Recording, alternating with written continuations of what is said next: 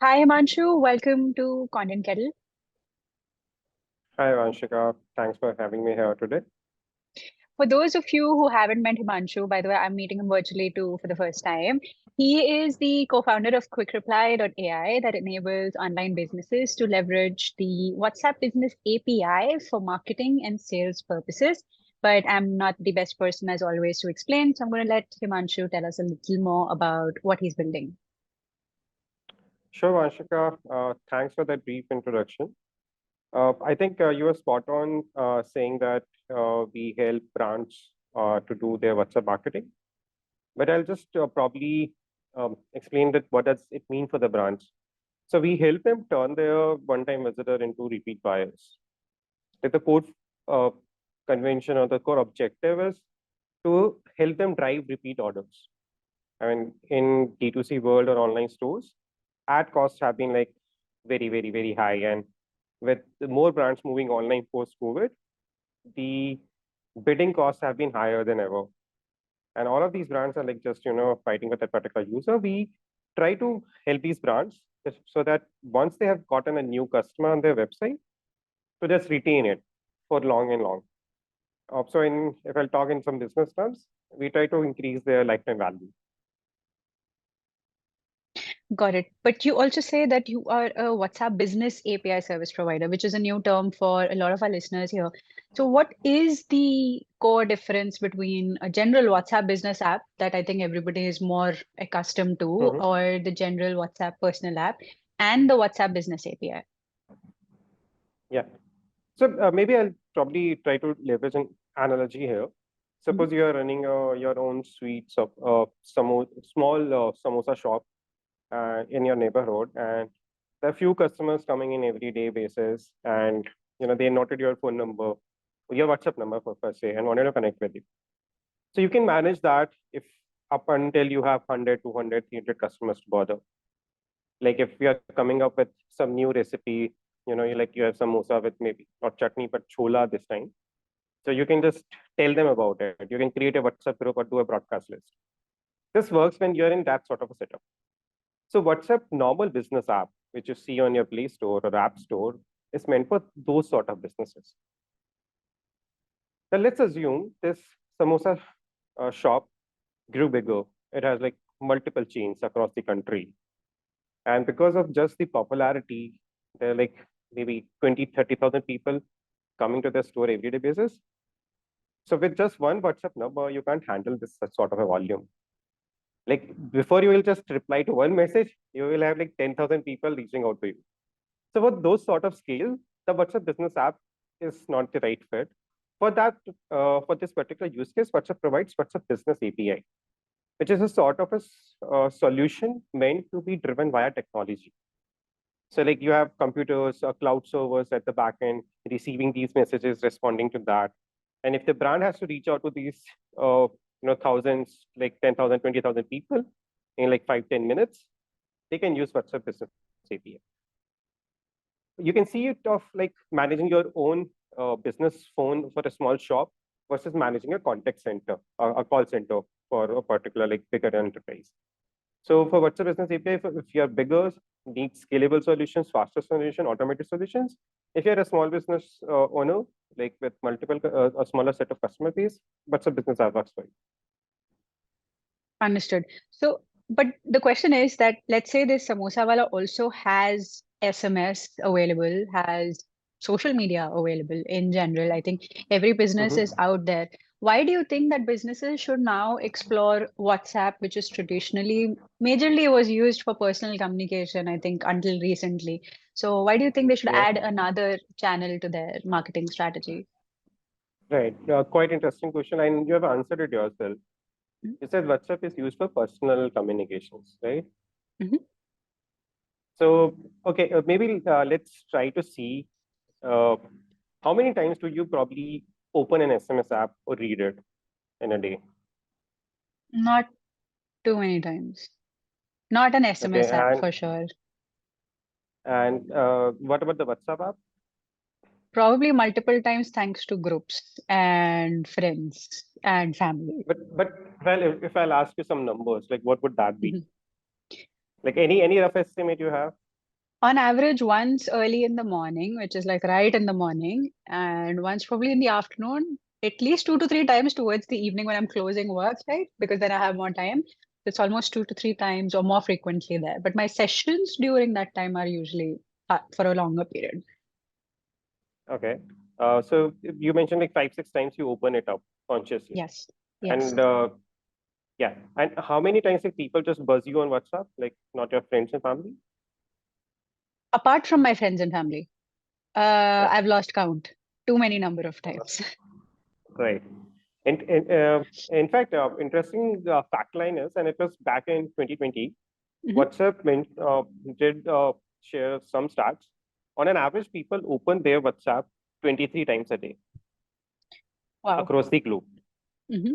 And if most of us sleep for 7, 8 hours, like almost everyone, right? Hmm. So like if you see like roughly 1.5 times an hour, everyone is opening their WhatsApp across the globe. Hmm. Now look at this figure and compare that to your email app or SMS app or anything like that. And you will know like why WhatsApp becomes a channel. Hmm. Hmm. And there are a lot of other facts like SMS has a lot of challenges. SMS is a 20-year-old communication platform. So like there are DND rules.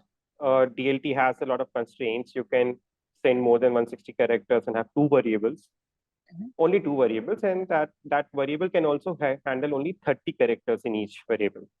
So not a Hmm. lot of personalization you can do.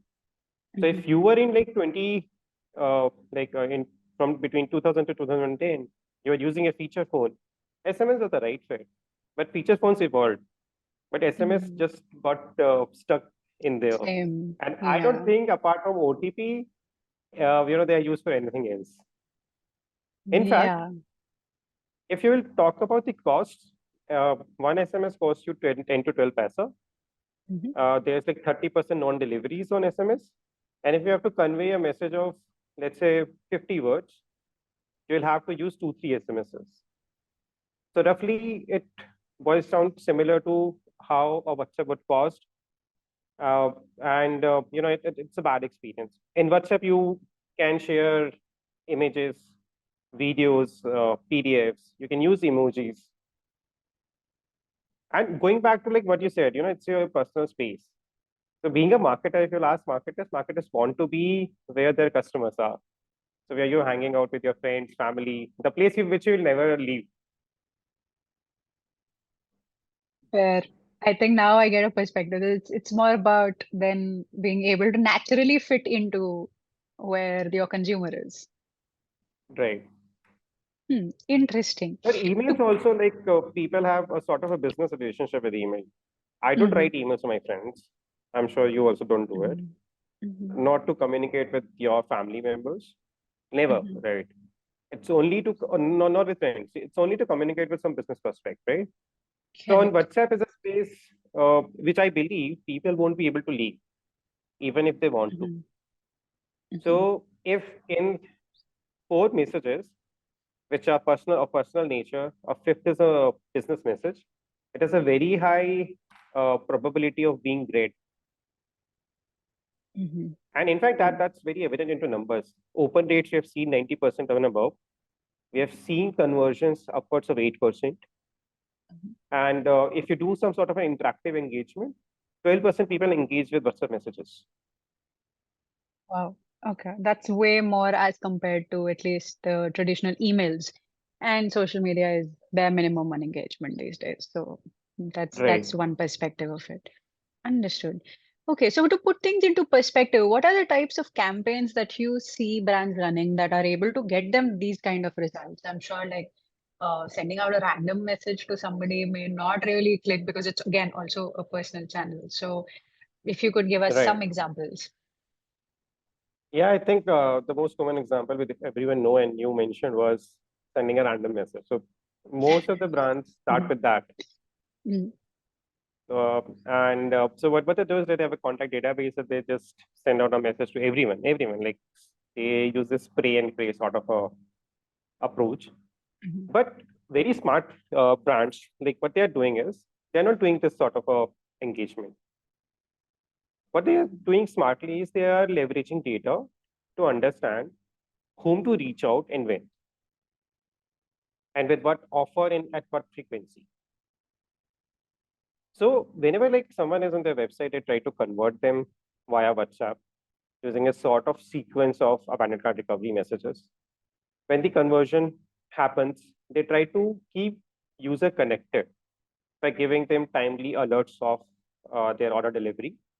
Also give them a chance to connect with the brand back, like to seek for any sort of a customization or delivery sort of adjustment custom.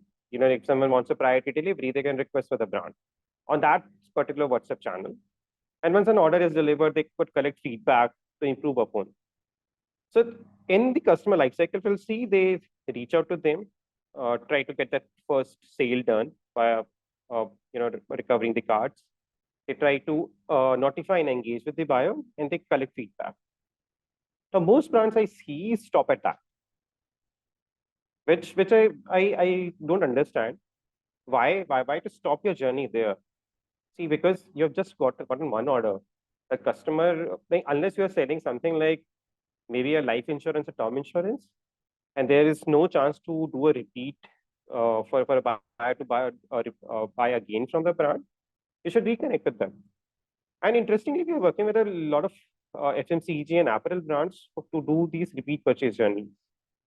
And what we do is like once an order is placed, we by the time we have understood what this customer is like whatever products they have tried to browse on the website, what product they bought, it gives us some idea on their pocket size, what is their product preference, and what is their product payment mode, like if they would prefer a COD or a prepaid order. And then brand use a nurturing sequence like post order. So they would like send a reminder that let's say an example of the samosa shop, right? And suppose the brand is able to understand that you normally order the samosa every weekend. So on every Saturday, you will get in the morning some sort of a communication message that, Vanshika, let's prepare for your weekend now. Are you having some guests? Let's order this samosa box, specially curated for you. And if you probably don't nudge that time, Dan would understand like, what's the reason and then re-engage with you a little later, maybe next week or so on. So that's how people are doing. So I've seen two trends here. Like if it's a consumable item like FMCG, they see what time duration this particular product will be consumed, and then they would start their re-engagement journeys and try send a nudge to them to do a refill. If it's sort of a apparel sort of a brand or beauty or fashion, what they do is post order they try to do re-engagement by sending them introducing new categories of products. So like one of the Apple stores we have, they sell this women party wear dresses. So like someone has bought a midi, they'll introduce a set of best-selling maxis to them, and after a month they'll introduce some accessories, or after a month they'll introduce some bags, because they know this is like high intent buyer, and they bought from you, so there's a high chance that they'll buy again. So they keep on introducing a lot of different categories, and in that, like if a user engages, they capture the data. Like, okay, you probably ignored the maxi dress sort of a message, but you showed interest in bags. Now the brand knows that you ordered a midi and you are interested into bags. Now they know two data points for you, and for the next communication, they leverage the data. So it's a lot about segmentation plus personalization, you're saying. Yeah. So Mhm. segmentation lets brands to target only a particular smaller cohort with the Mhm. right set of message. Because Mhm. like I said, they one size does not fit all. In fact, the messages you and most of us are receiving today, they're filled with discount. Like that's the only psychology people buy on. A lot of people buy products based on a brand's core value.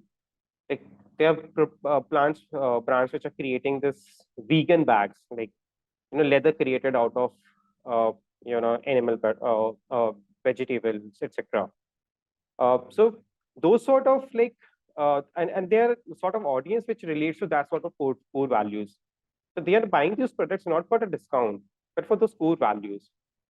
So if a brand is able to segment their user base based on who believes in their core values, they can sell them without discount. There would be a set of buyers who always would buy for a discount. For them, you give discounts. There would be sort of customers who buy on social proofs. If you could show someone that the celebrity actually uses a product, would influence a lot of buyers to buy that. So if you use that sort of approach, you reduce your wasteful spends on WhatsApp and make the most out of your spends. Like you get very, very high ROAS. ROAS is like return on ad spends for those tech who don't understand the term. So what are the typical results that, brands can actually expect if they are using this kind of a strategic approach to WhatsApp for marketing? Right. So we work closely with few select brands. Like for Mhm. every quarter, we pick a few brands and work with them. I'll tell you some results of this hyper personalization and hyper segmentation, which I've seen. So I've seen brands which have had a maximum ROAS of 342x. Wow. Hmm. So they spent like $1,000, but on a very small, narrowed down cohort, and they Hmm. were able to sell, make up sales of about 35, 36,000 rupees. Hmm. Hmm. And what about a number like, I mean, you also mentioned examples when you're re-engaging with your existing customers based on, how iteratively they basically engage with Mhm. your going forward campaigns. What about retention rate, considering that that's the talk of the town these days in e-commerce, where everybody is bothered Right, about how many customers they can bring back. So any right. impact there that we see? So we have seen FMCG brands bringing back 30% of their orders just Mhm. from these retention messages. Wow. By just Okay. reaching out to that particular audience on the right time. Obviously, Hmm. they like sweeten this with a bit of a discount. So Hmm. they know that what price point the person has purchased it previously. They Hmm. would so they create a sequence of messages. Like at the same discounted price, they'll give them a discount deal, but for a very short duration, like 24 hours you buy it, otherwise it's gone, sort of thing. And if that does not happen, they'll just sweeten it a bit more, like giving them some extra goodie along with that, like bundling things up. Or so, one of the brands smartly is doing this for every repeat purchase, they bundle up a smaller sampler of their other products. So build up a newer sort of a customer interest in seeing that if the customers is going to buy another product. So they're doing upsell in a very sort of a different way. But yeah, 30% is what we have seen with one brand. The other brand is also, so with them, we have recently started this re-engagement messages. 20% they're already getting. They're trying to like bring it more towards 30%. Understood. I have a quick question. Like from what you're saying, it means the brand has to send at least a number of messages to be able to understand what the consumer really likes and whether it's X category of a product or Y category of a product and learn from them. But there is a very fine line between spamming your customers and being of high value. Mhm. And I think Twitter recently has been seeing a lot of these tweets around uh, tired of X, Y, and Z brands spamming us on WhatsApp. What's your take on it, and what's something that brands can do to avoid that kind of an experience? Because I feel that similar to how emails were, I think we'll just end up unsubscribing to updates, right? Right, right. I think we have seen this problem and we worked with our customers very closely on that and have been able to figure out some solution which have worked well. So one of the things which we do is for every sort of a campaign, we look back into the past users' engagement on particular WhatsApp channel. So I'm sure like you would have some brands on your WhatsApp who subconsciously you have decided not to open their messages. Hmm. Hmm. I Like you do. would see those messages and you would just skip it, right? Yeah. So for us, like we get data like who is reading, who is Hmm. opening the message, who is clicking, who is on your website. Hmm. So if we notice a particular user Hmm. repeatedly ignoring a brand's message, Hmm. we highlight those particular user and let brands skip them from their messaging list. So in the Got it. sense that as soon as their end customers' behavior is showing us signs, signals that the user is not interested in the brand, we stop the brand from sending them a message. Not stop, we give them an option to like avoid these users for two reasons. Firstly, not to annoy that person who is not interested. Secondly, it saves on wasteful spends on WhatsApp. In fact, brands are able to skip an audience of 30-35% from their cohorts. And so ultimately, they get a higher returns. They're not spamming customers because people are not blocking their numbers. So for Meta also, for WhatsApp also, it's a good signal that this number is an engaging number.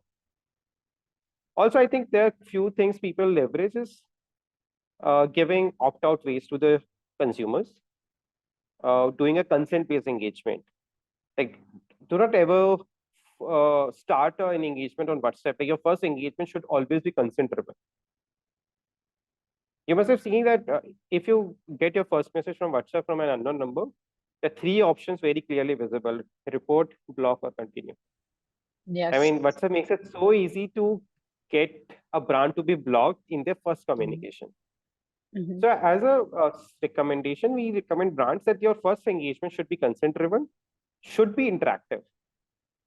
So when I say interactive, uh, there are two multiple sort of messages you can send on WhatsApp. One message is a text, a media element, and a button to click. It's not an interactive message. You click on it, you land on your website. Suppose, let's take an example. I'm giving you again, let's go back to a samosa shop. I'm saying that with samosas, we launched vada pav. I'm giving you a free vada pav. But for that, you have to use a coupon code. So there's a way that one brand would put out that coupon code right within the message with a link to buy. Instead, I would recommend brands to do this. Send out a message saying that you are giving a vada pav free, but there's a code and there's a button at the bottom says unlock the code. So people have to unlock that code. Like they'll click on that button and get the code. So this way they are like doing two interactions, and you can like extend the interaction. Like maybe you can ask them, do you want to like probably add a Coke bottle with it or not? Or maybe you want to have a lassi with it or not. So that way you can make it more interactive. And this interactive sort of a play I've seen, uh, people like it better than sort of one-way engagement message. And then once like your first engagement has this interaction, those three buttons are gone. Then even for someone to block you, it takes few steps. And sometimes it is difficult for a lot of people to figure that out. So I think it's about then getting one permission, which is almost like an opt-in, like getting an opt-in Right. and then keeping it contextual. Got it. Right. Interesting. I have another question to ask. I know that there are like multiple marketing channels that come into play. Every year or let's say every 6 months, there's one more channel that we Right. tend to add as an e-com business. Um, where do you think WhatsApp, comes into the marketing stack, so to speak? Do you think that it renders other channels ineffective? Do you think it should be used in tandem with each one of them? What do you usually recommend? Okay. So WhatsApp is all about consent-based engagement. So you need to have the consent, and the consent comes from outside. So yes, if you want to bring in new customers, WhatsApp is not your channel as of date. I'll tell you something like which is going to happen, but as of date, that is not a channel. People have to use Google ads, Facebook ads, or maybe the SEO sort of a way to bring in users to their particular website. Now, from there, you need to capture a phone number to be able to communicate on WhatsApp. That also is something which you will drive outside of WhatsApp. But WhatsApp can help you do your funnel fixes, the leakages in your funnel. Like someone who has landed on your website and has not converted, until conversion, you can drive that journey on WhatsApp. In that, people today use multiple channels like SMS, email, Facebook retargeting, Insta retargeting, etc. I think SMS and email are somehow, they might be replaced by WhatsApp just for the sort of engagement and returns these channels are bringing, and the way these channels are interactive. Facebook retargeting, I still think it's going to be there because not every time you will have the phone number of the user. And then in the re-engagement segment, like remarketing and retargeting, I believe WhatsApp will take up a lot bigger pie. One of the reasons is if you do retargeting via other channels like paid Facebook, Google campaigns, you need to bid for, do bidding. But on WhatsApp, the costs are controlled. Secondly, on Facebook and Google, you only get stats. Like you will see, okay, of my target audience, 100 people clicked and 95 people bounced off. Just 5 people went to my funnel. But on WhatsApp, you get the step-by-step journey. Who opened the message, who read, who clicked, and with that particular phone number. And with this particular phone number, landed on this particular page, uh, browsed this particular collection and looked at this particular product. In fact, a lot of our customers are leveraging this WhatsApp-based re-engagement, and they filter out their cohort to figure out the people who spent more than 5 seconds on the particular product and then dropped off. And they have like telesales team, so they will like immediately get someone to be behind that particular person to get the sales done. And so they are like clocking a revenue of around 202 crores per month INR just via this WhatsApp plus telesales sort of a re-engagement. So you're saying it can be used in tandem, but some channels are most likely to get replaced owing to the engagement levels. Yeah, I think so. In D2C marketing space, there SMS and email will be replaced. I'm a firm believer that SMS is gonna be totally dead. Email might stay because email is very cheap. So like it justifies the ROAS. It won't go away, but it won't be that effective. You can't like rely on email alone. I'm going to ask you one question because it's something that usually comes up in our searches as well, which is how much does it really cost to acquire a new customer on average, let's say if people were doing so on WhatsApp?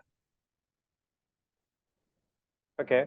So I think there are multiple parts to acquiring a customer. First is a customer discovering your brand. So we don't come into picture there. Like that's mostly driven via Google, Facebook ads. People bring these users, and that's a costly affair. What we help them is capturing that particular visitor's number on the website.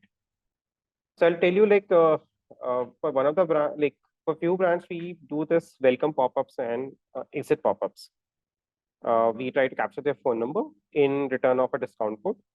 So like we create a consent for them for WhatsApp messaging, and they get a discount code right on their WhatsApp. So it's not revealed on the website. The discount code is personalized and expirable. So like you would get a discount code with 3-day validity. I'll get a different discount code. So like someone can't just go and share it across. People have to put in their numbers to get it. And then there is a follow-up journey. Like if you don't use it, like in 2 days, on the third day, there'll be a reminder to it. So in that, we have seen brands getting 64x sort of ROAS via WhatsApp-based capturing. So like you're spending 1,000 rupees, earning a sales of 64,000. So I don't have the right answer for how much would it cost, but once a person is on the website, like 64x ROAS, you can spend whatever amount you like 10,000, 20,000 on WhatsApp, but it has the potential to give you at least I would say 20x sort of returns on converting that user, for which you have already paid to bring them to your store. Interesting. Okay, so to bring things to a very slow close, what is the one tip that you would give to e-commerce brands getting started with WhatsApp? Because I've also seen some brands get started with WhatsApp for marketing and then just Right. leave it midway. I mean, I'm sure you must have seen that too. They start off very enthusiastically, but then they leave. So Right. what's the one tip that you would give to them to succeed with WhatsApp? Don't use spray and pray. Be smart about choosing whom to message and when to message. Hmm. And if you do Personalize. that, personalize. If you do that, your spends would be justified. You would have higher ROAS, higher number quality, and you will retain your customers for long, very long. Hmm. Hmm. Makes sense. I think then it all comes down to being who personalizes the best in the end. I think that's how you Right. win marketing. Understood. Yep. Okay. So that's all I had to ask of you, Himanshu, today. Thank you so much for joining us. And in case our listeners do have questions, I will be sure to forward those to you as well. Sure, Anshika, it was great speaking to you, and I also loved our conversation. I'm so happy people are taking interest into learning what's the right way to do WhatsApp marketing. I mean, everyone knows how to do WhatsApp marketing now, and happy to answer like customer questions. I get to learn a lot from these conversations, like how other people think, and yeah, I think I'm also in my journey of learning, and I would be happy to do discussions with viewers, your audience. Fantastic. So I will be sure to absolutely link them to you or introduce you to them via emails. Thank you so much again. Sure, Anshika, thank you.